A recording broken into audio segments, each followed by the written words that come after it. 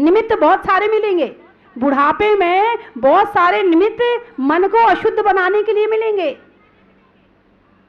कभी कोई कुछ कह देगा, कभी कोई चिल्ला देगा, आपका बेटा है जा रहा है, बेटा कहाँ जा रहा, अरे मम्मी बार बार मत पूछा करो, एलो हो गया दिमाग खराब, आ गई टेंशन, हो ही जाती है, पूछो ही मत, तुम्हें जहाँ जाना है जाओ और हमें जाना है, हमें जाना ही नहीं क्योंकि हमारा बुढ़ापा है।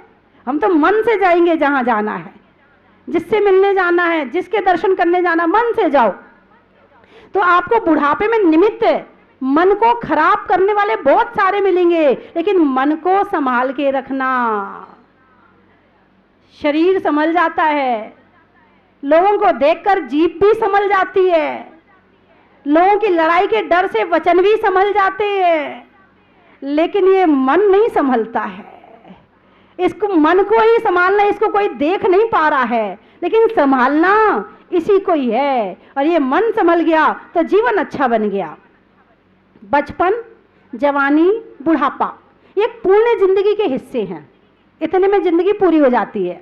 बचपन, जवानी, बुढ़ापा ये पूर्ण जिंदगी के हिस्से हैं। तीनों के अलग अलग ढेर सारे किस्से हैं, तीनों के अलग अलग ढेर सारे किस्से हैं। बचपन में खेलकूद, जवानी में मस्तियां, जवान भी बैठे हैं, बच्चे भी बैठे हैं, बूढ़े भी बैठे हैं। बचपन में खेलकूद, जवानी में मस्तियां, और बुढ़ापे में रो देती हैं बड़ी बड़ी हस्तियां। बुढ़ापे में रो देती हैं बड़ी बड़ी हस्तियां, ना रास होता है, ना रंग होता है। बुढ़ापा जिंदगी में लग गया जंग होता है। अब कोई चाहे बुढ़ापे में जंग ना लगे, उमंगे जगे, तो इसके लिए क्या करना होगा? बचपन में धर्म ध्यान हो, जवानी में कर्म भान हो, तो बुढ़ापे में मर्म ज्ञान हो ही जाता है। तो बुढ़ापे में मर्म ज्ञान हो ही जाता है, और मर्म ज्ञान का प्राप्त होना ही बुढ़ापे की जंग का समाप्त होना है। बुढ़ापे की जंग का समाप्त होना है। तो जीवन में हमारा कोई सहारा बने ना बने, बुढ़ापे का सहारा सबसे पहले हमारा धर्म है। हमारे पास धर्म होगा तो पुण्य होगा, और पुण्य होगा तो सब सेवा करेंगे, और धर्म नहीं होगा तो पुण्य नहीं होगा, और पुण्य नहीं होगा तो कोई पूछने वाला नहीं है। पुण्य है तो बाहर वाले भी सेवा कर देंगे, और पुण्य नहीं है तो घर वाले भी सेवा नहीं करेंगे। तो क्या करना चाहिए? घर वालों को चिल्लाना चाहिए, नाराज होना चाहिए, डांटना चाहिए, ये क्या करना चाहिए? बोलिए ना।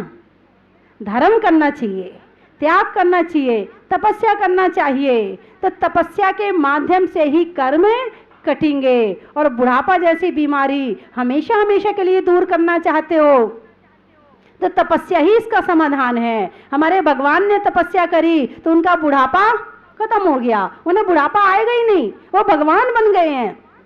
और यदि नहीं तो हर जन्म में यही करो, फिर बचपन, जवानी, बुढ़ापा, फिर मर गए, फिर बचपन, फिर जवानी, फिर बुढ़ापा, यही करते रहेंगे। कोई दूसरा काम हमारे पास है ही नहीं है। तो बंधुओं, वैसे तो बहुत अच्छी चीज़ है बुढ़ापा, ऐसा आप लोग मानो मत। यदि बुढ़ापा अच्छा नहीं होता तो हमें सच्चा ज्ञान कैसे प्राप्त होता? और एक बात और ध्यान रखना, हमारी जो लोगों की पहचान होती है वो कष्ट के समय में होती, कौन अपना है और कौन पराया है। यदि किसी को अपना पराया जरा देखना हो कि कौन अपना है कौन पराया है, किसी से कहना भाई साहब जरा 5 लाख रुपए दे दो, अचानक पहुंच जाना, बहुत जरूरत है 5 लाख रुपए दे दो।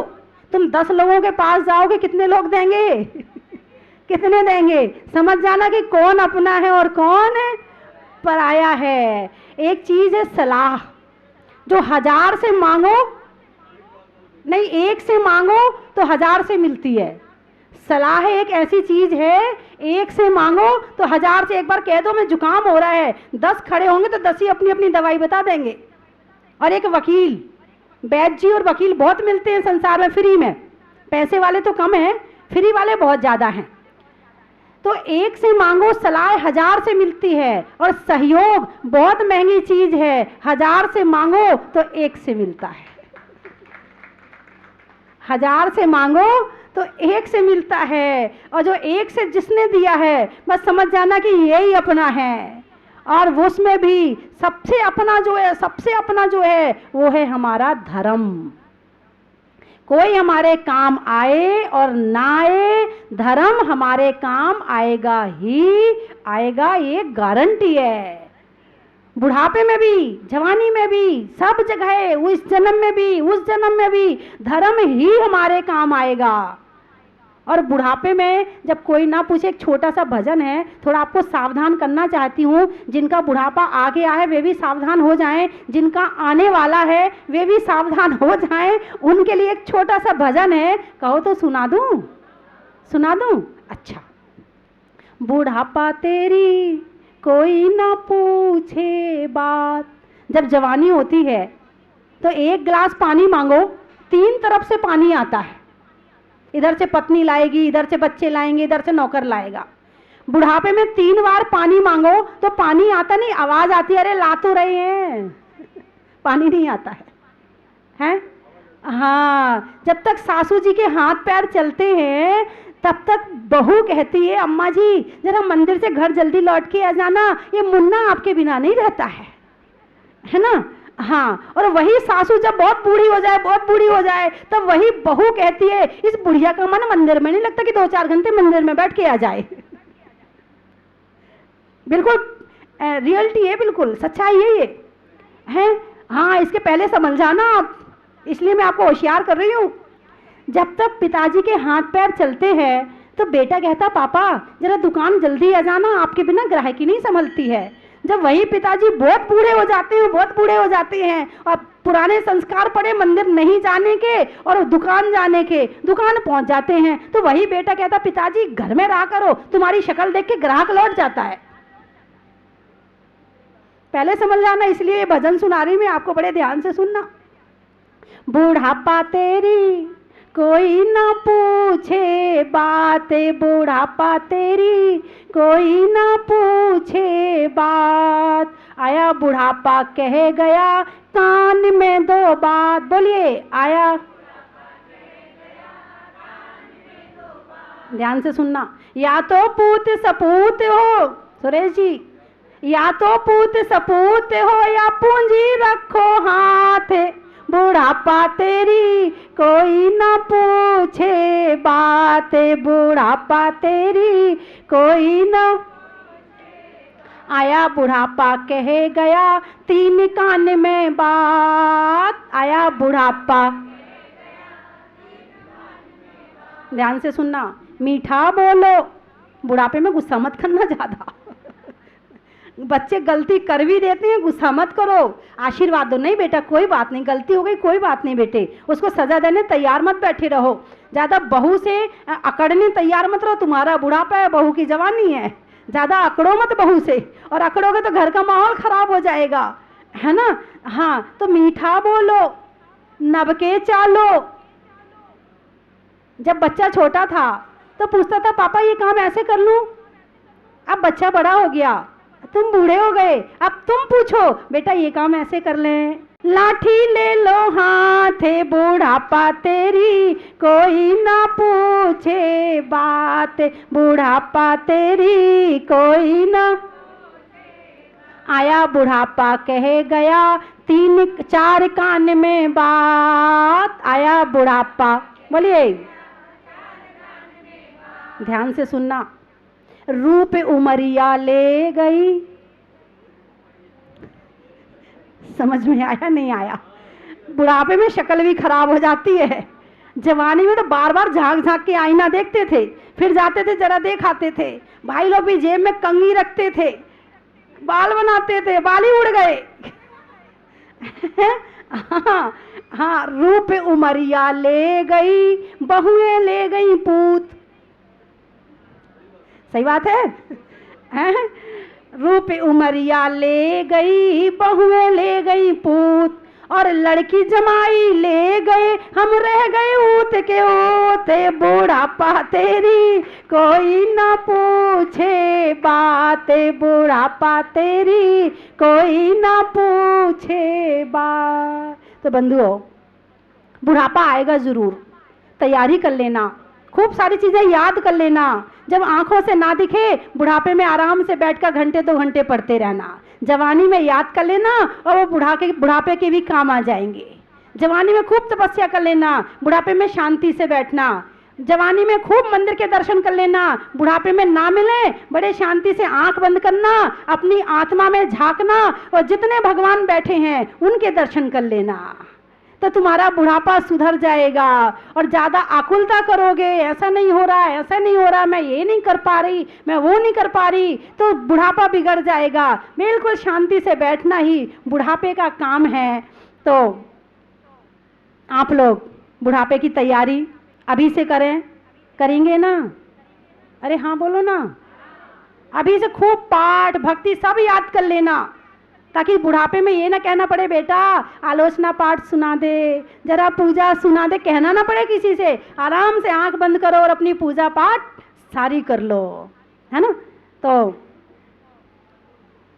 मैं 3 चीज़ बोलूँगी, आपको कहना बड़ा ही महत्व है। भोजन में दाल बाटी का,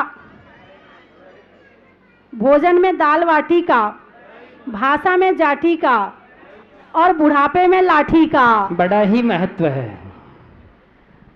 धर्म को करने का, कर्म को हरने का और बुढ़ापे को सुधारने का बड़ा ही महत्व है। नदी में नाव का, शरीर में पाँव का और बुढ़ापे में अच्छे अच्छे भाव का बड़ा ही महत्व है। अनाज में चने का, गर्मी में पने का और बुढ़ापे में किसी को नहीं छेड़ने का बड़ा ही महत्व है। व्यापारियों में दाम का, सिरदर्द में बाम का और बुढ़ापे में बैठे बैठे राम राम का बड़ा ही महत्व है। प्रश्नों में कौन का, व्यापारियों में फोन का और बुढ़ापे में ओम ओम का बड़ा ही महत्व है। चंद्रमा में गुरुत्वाकर्षण का, भौतिकता में आकर्षण का और बुढ़ापे में ध्यान में करने में भगवान के दर्शन का बड़ा ही महत्व है। चलने में पात का, मित्रों में साथ का और तीर्थंकरों में मुनि सुब्रत नाथ का बड़ा ही महत्व है। पंखा में झलने का, बच्चों में पलने का और भगवान के जमीन से निकलने का बड़ा ही महत्व है। आत्मा में एक का, मनुष्यों में नेक का और आज करने में भगवान के अभिषेक का बड़ा ही महत्व है। लगाने में नारा का, प्रभु के द्वारा का, करने में आज भगवान की शांति धारा का बड़ा ही महत्व है। अनाज में चने का, गर्मी में पने का और भगवान का अभिषेक यहाँ और टीवी पर देखने का बड़ा ही महत्व है। वृक्ष में बड़का, वृक्षों में बड़का, बड़की जड़ का और आज आने वालों में बागड़ का बड़ा ही महत्व है। रंगों में हरा का, गांव में दरा का और आने वालों में आगरा का बड़ा ही महत्व है। तो आप लोग भगवान की भक्ति खूब करें, उसी से ही हमारा कल्याण होगा। आप यहाँ आपने बोली भी ले ली, अभिषेक भी कर लिया, आप घर में जाके भगवान को कैसे याद करें? आप घर में भगवान का, क्योंकि बहुत लोगों के साथ में भगवान के अतिशय हो रहे हैं, वो अतिशय आपके साथ कैसे हों? तो इसके लिए एक छोटी सी योजना बनाई है और वो योजना है, आज शनिवार भी है, पूर्णवासी भी है, शनिवारी योजना। हर शनिवार को भगवान का चालीसा पढ़ें, इनके नाम की माला फेरें और 100 रुपये निकालें। 100 रुपये बड़ी चीज़ नहीं है, आपको पता है। पहले समय में एक मास्टर को 100 रुपये तनख्वाह मिलती थी और घर के 5 जने आराम से पल जाते थे। पापा 100 रुपीज़, इससे कम मत देना। हाँ, वो भी कम में नहीं मानता है। तो 100 रुपये बड़ी चीज़ नहीं है। माला फेरें, चालीसा पढ़ें, 100 रुपये निकालें। कब तक? 108 शनिवार। 108 शनिवार ऐसा करें। कोई शनिवार छूट जाए तो क्या करें? ये तो पहले आता है, तो क्या करें? तो ये छूट जाए तो अगले शनिवार को दुगना कर लें, या आपका छूट रहा है तो परिवार में किसी और से कह दें वो कर ले, ऐसा भी कर सकते हैं। और ऐसा 108 शनिवार तक करें। आप भगवान की भक्ति करें, घर बैठे कम से कम 108 चालीसा पढ़े जाएंगे, माला फेरी जाएगी और जो दान आपका निकलेगा वो यहाँ भेजिए, तो यहाँ मंदिर बनाने में वो द्रव्य लगाया जाएगा, है कि नहीं? हर्रा लगे ना फिटकरी रंग चोखा हो जाए। अच्छी लगेगी नहीं लगी मेरी बात? ज्ञान दीप तप तेल भर, पढ़ा है ना आपने? ज्ञान दीप तप तेल भर घर शोधे भ्रम छोए, या विधि विन निक से नहीं बैठे पूरब चोर। पढ़ा है ना आपने? जितने हमारे पुराने लोग हैं सबको याद होगा। आपने अपने बच्चों को याद कराया या नहीं कराया, लेकिन आपके माता पिता ने आपको ज़रूर याद कराया था। इतना उपकार कर देना कि आपके माता पिता ने आपको जो ये धर्म की चीज़ गिफ्ट में दी है, आप भी अपने बच्चों को ज़रूर दे देना, वरना आप अधूरे माता पिता कहलाएंगे, पूरे माता पिता नहीं कहलाएंगे। तो ज्ञान रूपी दीपक में तपस्या का तेल भरेंगे। फिर क्या करना है? घर शोधे भ्रम छोड़। जब तपस्या करने लगे तो कर्म में भागने लगेंगे। तो घर शोधे, घर का शोधन करना है। घर का शोधन करते कि नहीं करते हो? करते हो। सुबह से शाम तक कितनी सफाई करते हो? एक सफाई होती है आपकी प्रतिदिन की, झाड़ू लगा लिया, पोंछा लगा लिया। फिर दूसरी सफाई होती है आपकी साप्ताहिक, थोड़ा आपने खिड़की दरवाजे फटकार लिए। फिर आपकी सफाई होती है मासिक, फिर थोड़ा सोफ़ा सेट इधर उधर करके, पलंग वलंग इधर उधर करके फिर सफाई कर ली। फिर चौथी सफाई होती है आपकी वार्षिक। वार्षिक सफाई में आप क्या करते हैं? पूरा घर इधर से उधर करके फिर पूरी सफाई करते हैं, लिपाई करते हैं, पुताई करते हैं, सब काम करते हैं। ये आपकी वार्षिक सफाई होती है। आपने घर की सफाई का तो बहुत ध्यान रखा, लेकिन अपनी आत्मा की सफाई का ध्यान रखा या नहीं रखा? नहीं रखा। बाहर की सफाई में तो जरा सा कोई कुछ लग तो जाए शरीर में, जरा सा कुछ लग तो जाए कपड़ों में, तुरंत धोएंगे। लेकिन अंदर में कितना मैल भरा पड़ा है, क्या कभी इसकी सफाई का ध्यान दिया? नहीं दिया। तन उजला मन मैला।